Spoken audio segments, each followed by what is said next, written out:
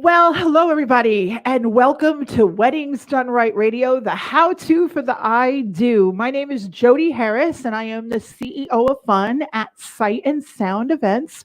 I am also the president of the Las Vegas Wedding Chamber of Commerce, and we're here with Weddings Done Right Radio, the how-to for the I Do, and we are all about Vegas this season, Vegas and Vegas weddings this season. So we're going to kick things off.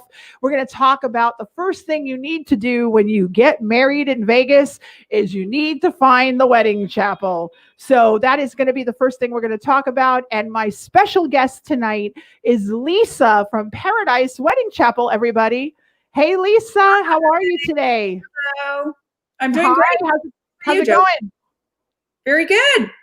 Good. Awesome. Well, I'm so excited that you're here with us and you're kicking off Vegas, the whole Vegas Weddings Done Right Radio. So this is going to be super fun. All right, let's do it. So let's talk a little bit about Paradise Wedding Chapel. How old is the chapel and where are you guys located? We are in downtown Las Vegas, 2 minutes from the Marriage Bureau, where everybody has to go to get their license. And we're basically 1 block from Las Vegas Boulevard. So not on the main drag, but very close to it. We've been in business almost 2 years. It's my husband and I. Say hi. Hello. Chris. Hi. That's Chris. We've been almost 2 years. We did our first wedding August 8th of last year, 2 years ago, I'm sorry. So we're getting there. That's awesome. Now, your background, because I was really impressed. We sort of knew each other prior to you opening the chapel. Yes. But your background, tell everybody about your background specifically when it comes to weddings. I spent nearly 10 years at another chapel as the general manager. Mm-hmm. So I learned everything wedding there. Prior to that, I had a clothing store in upstate New York, and we sold wedding gowns. So I was in kind of a wedding industry thing before that. Before that, I was coordinator for our local Baptist church. So I was, which I don't think I've never like really saying that to anybody before, but so I was doing the weddings every Saturday for the church. Like totally, I wore like a little black shift and I had the headphones. It was like the Jennifer Lopez wedding planner movie. Exactly. Wow. Did the whole thing. And that was super cool. So that was my first thing into weddings. And that was over 20 years ago. Wow. So weddings are your passion. You're very passionate about them. You've been around it most of your career, your adult career. Yeah, exactly. Yeah. That's fabulous. That's fabulous. So let's get started with how soon should you book your wedding chapel? You know, we have people book anywhere from we have walk-ins. People can walk in. You can book a year and a half out. We have bookings right now, probably 2 years out. Mm-hmm. I just took a booking yesterday for March 17 next year, and that's from a couple that lives in Ireland. Ooh. So they're coming to get married on St. Patrick's Day, which is really cool. Oh, very cool. Yeah. Very cool. Yeah. That is awesome. So we have a lot of the long-term planners. Most of them are going to be overseas or, even some locals. But generally, the average, I'd say, is like 2 weeks to 2 months, somewhere in there. 4 to 6 weeks might be an average as far as the booking out. And it's coordinated with making their travel plans. So they're booking flights, hotels, the wedding venue, all in the same time. You see a lot of TV shows and a lot of movies where people just walk into a wedding chapel and get married. How true is that? Could somebody just walk into a Las Vegas wedding chapel and get married? A lot of people think they can. Yeah. You have to have a marriage license. So there's the one step prior to us. And then there's the misconception that if I get my marriage license, then I'm legally married, right? Mm-hmm. Wrong. So you got to get the license. Then you have to have a licensed officiant perform a ceremony.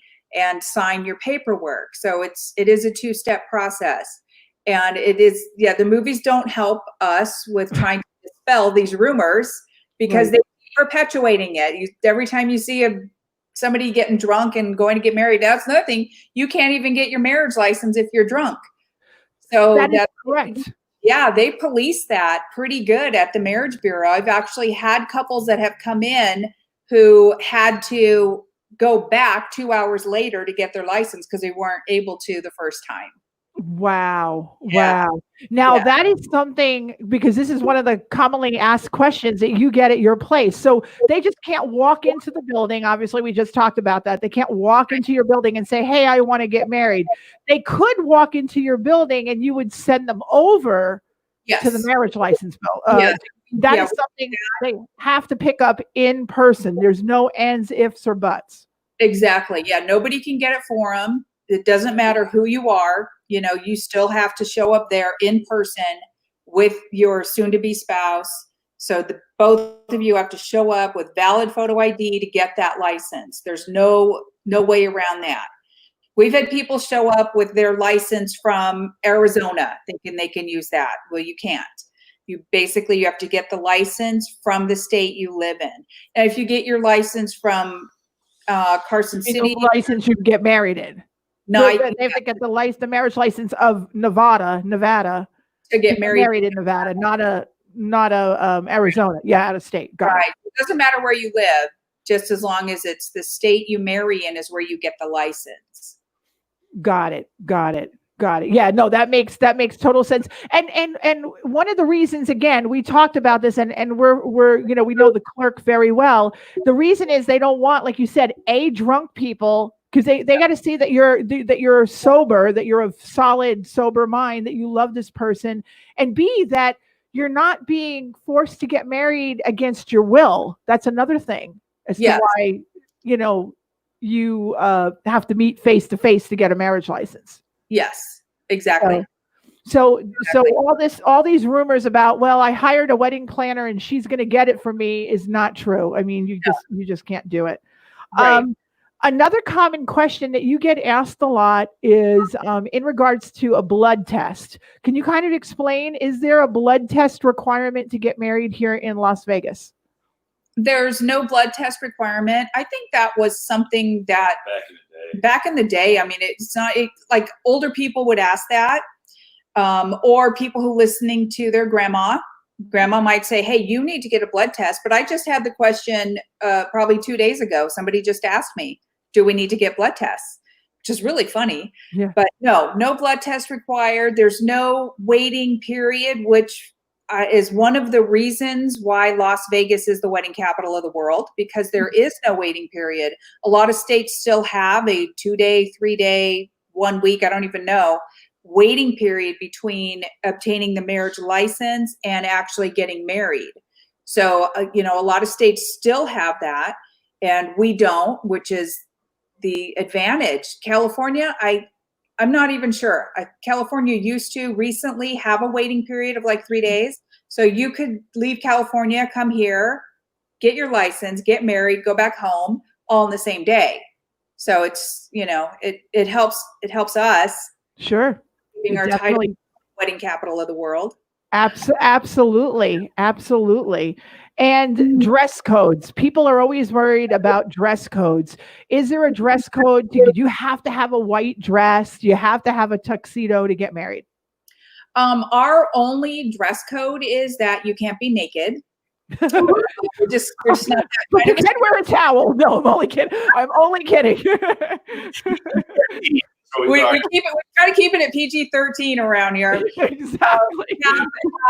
I've seen brides in bikinis,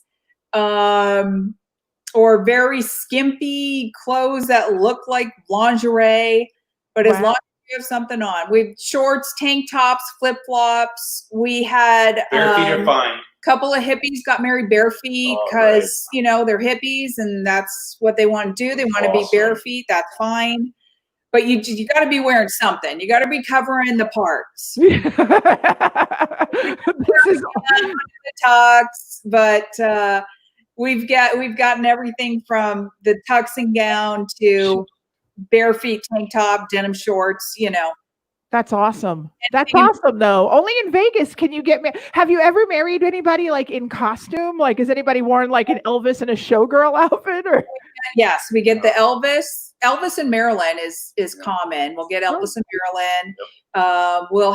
We had a wedding where a bunch of people showed up as Elvis. There was a bunch of Elvises.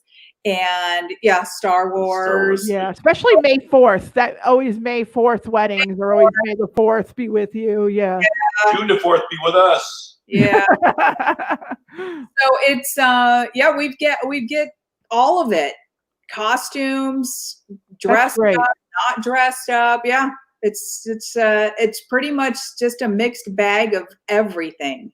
Now, what if somebody wants to bring a pet with them to the wedding chapel? Is that something that you allow? Yeah, we have dogs all the time. People bring their dogs. They're often like the ring bearer. We've had dogs that are like hold the rings on their collar and then they take them off during the ceremony. It's super cute. No horses. No horses. No, we were approached for horses. Somebody wanted to bring horses. And I said, no, we don't have that. No, we're not known. That's not our place. Yeah, not known for horses. Of the horse people, but horses. Sorry. Yeah, no. You can bring your dog though. Dogs are fine. That's cool. That's cool. I love dogs. Yeah, because people are incorporating their pets now more and more into their weddings. I mean, we're seeing it as well in our industry, and we're more on the party side. We're seeing the pets actually being incorporated even into a wedding reception, which is strange. But as long as the pet is well behaved, why not? Why not?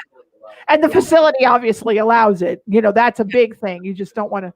Yeah, because it's around food and people and things like that. So now what about communication? What's the process with you all at the Paradise Wedding Chapel? How do people find you?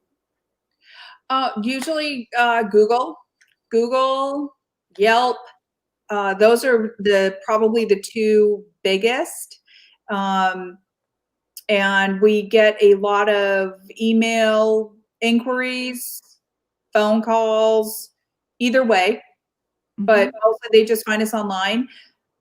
Most people would probably booking with questions or whatnot, but I get people who just do a reservation online that I've never spoken to. I mean, that happens, probably almost every day. There's reservation just drops in and it's somebody I've never talked to, and I could spend 12 conversations with somebody before they book, and then there's somebody else who'll just book without asking anything because the information pretty much is all out there online. Got it. And the question that they're going to ask me is on our website somewhere. So you're very thorough when it comes to the questions that they feel comfortable enough to just go, you know what, Paradise Wedding Chapel, that's where we're getting married. Yeah.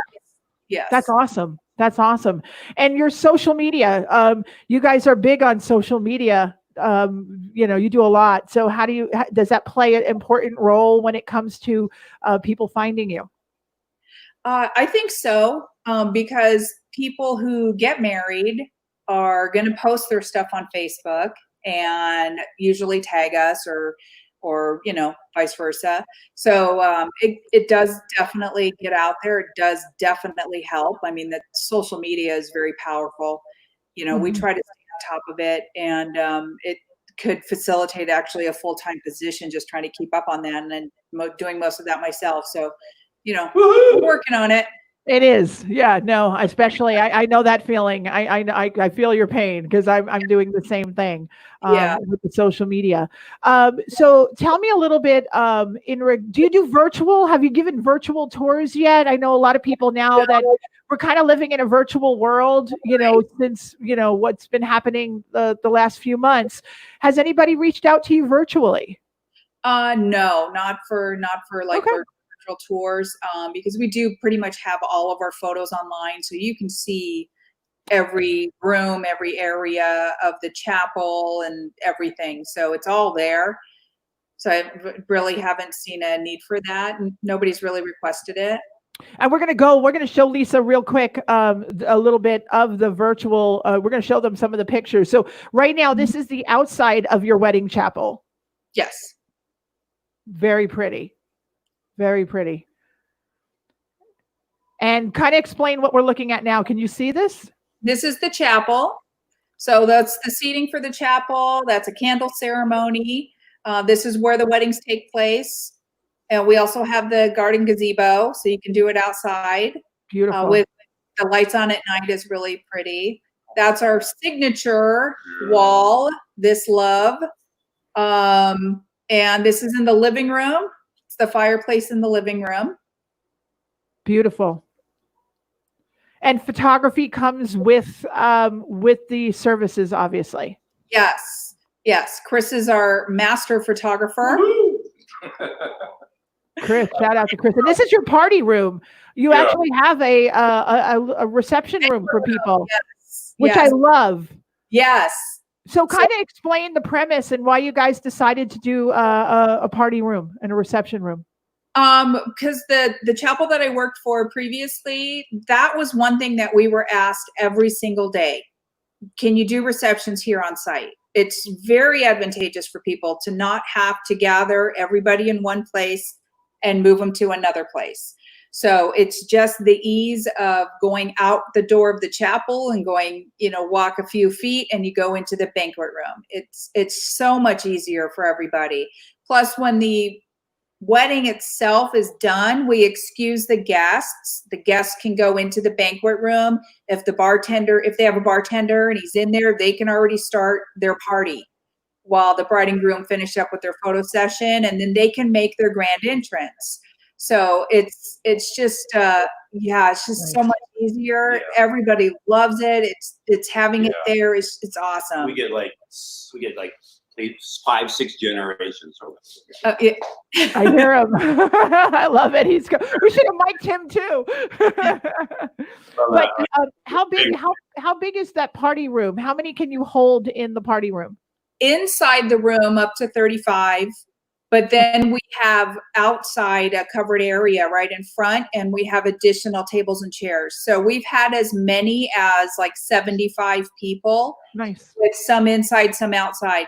And when you're doing a party, a reception, generally, especially at our venue, it's not a formal sit down linens, fancy. It's not fancy. This is more of a relaxed environment. Fun. It's more fun than fancy. So people are generally walking around, they're mingling. It's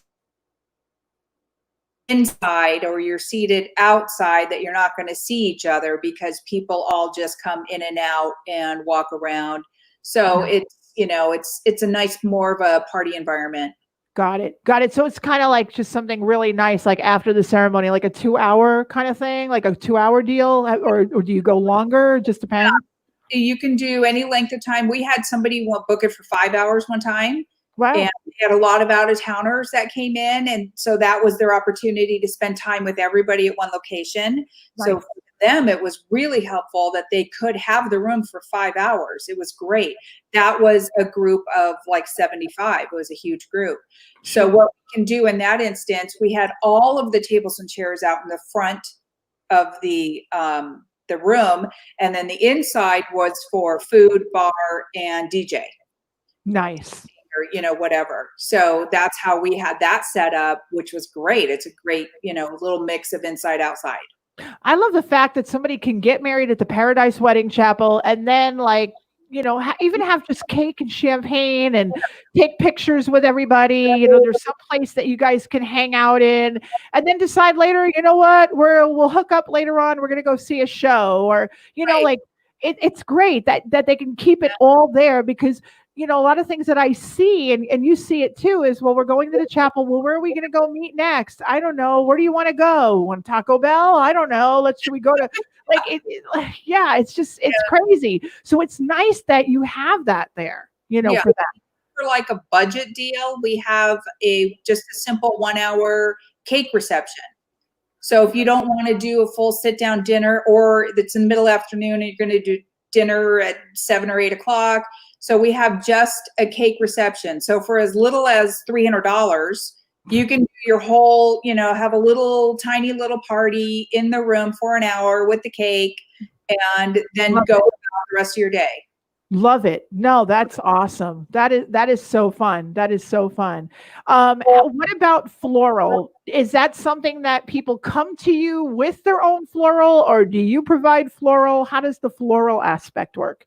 Either way, if they want to bring their own floral, that's fine. We don't charge them any additional. If they want me to do all the floral, I do. So it can go either way. We have the same access to all of the floral wholesalers that everybody else does, and we can make anything special order that they want.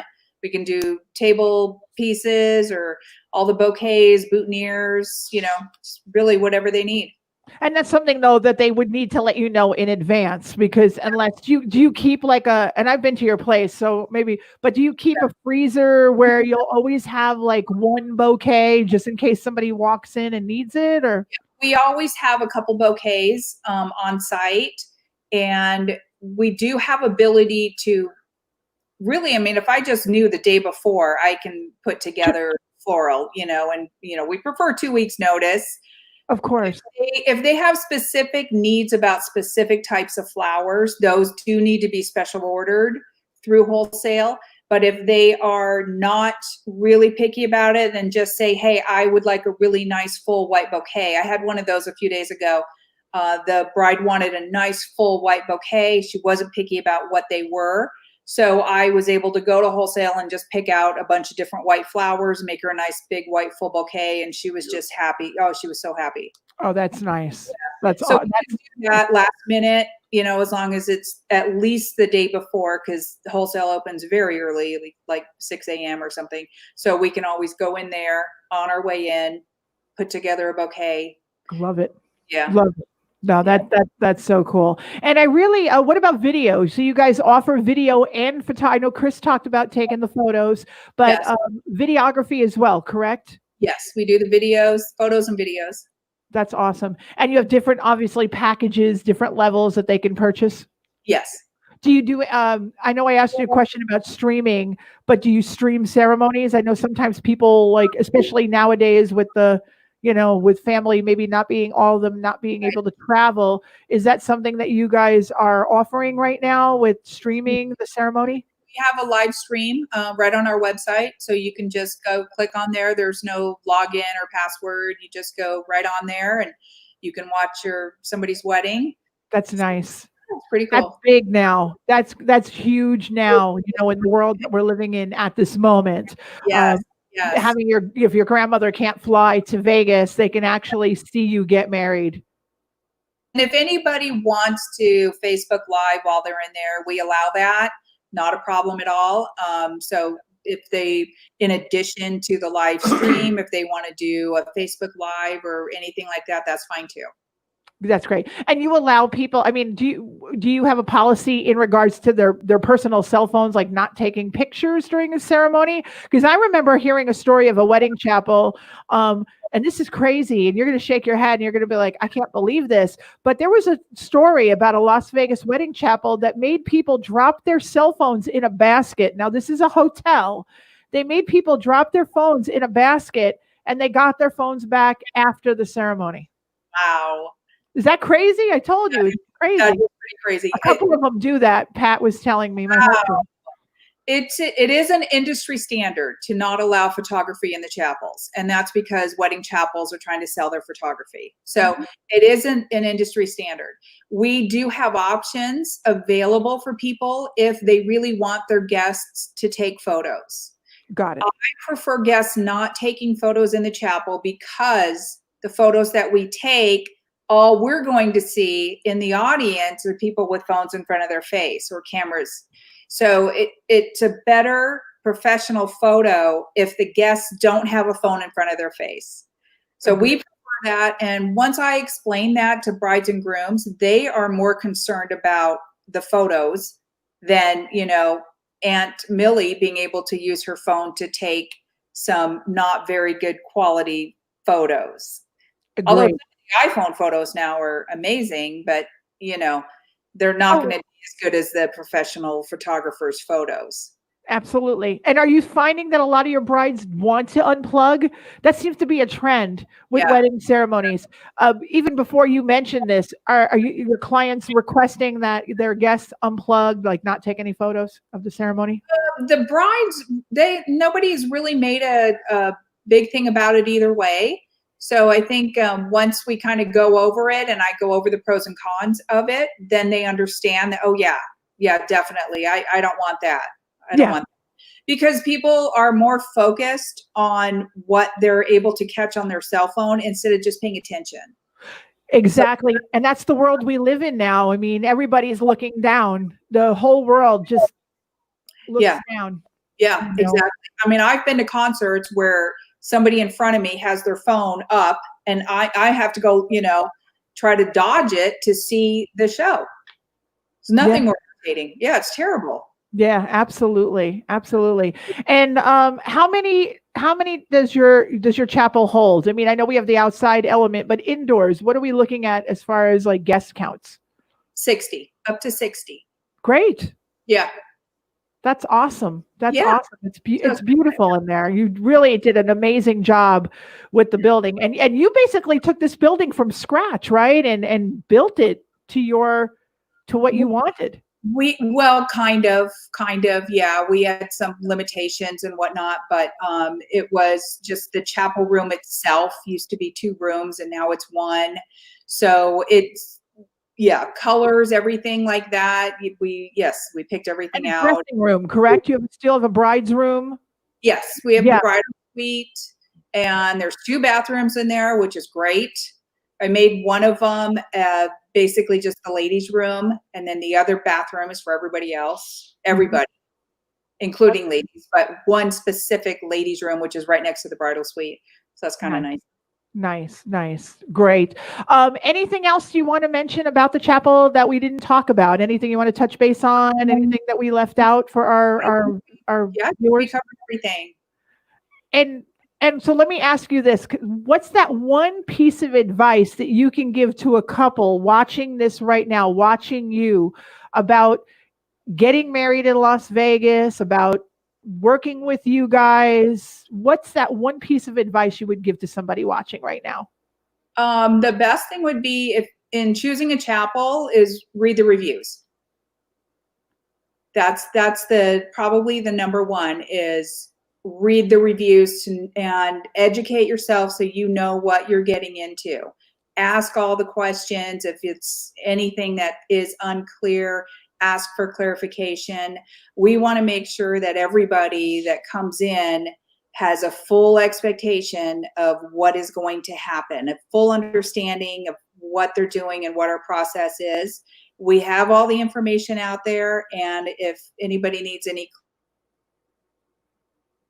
we just want to make sure that everybody has the perfect experience that they're expecting. That's awesome. That's great. And I got to tell you, I mean, you and Chris are 2 of the nicest people I've ever met in the wedding industry. I swear to God. I mean, they are wonderful people. They truly care about their business. They truly care about you. They truly care about the customers.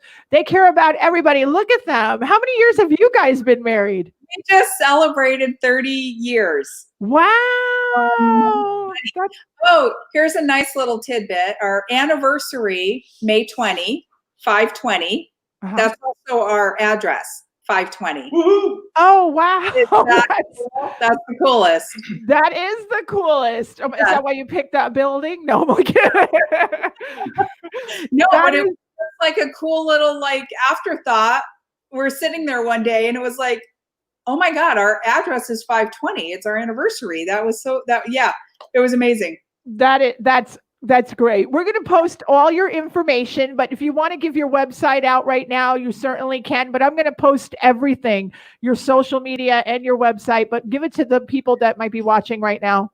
ParadiseWeddingChapel.com. There you go. ParadiseWeddingChapel.com, everybody.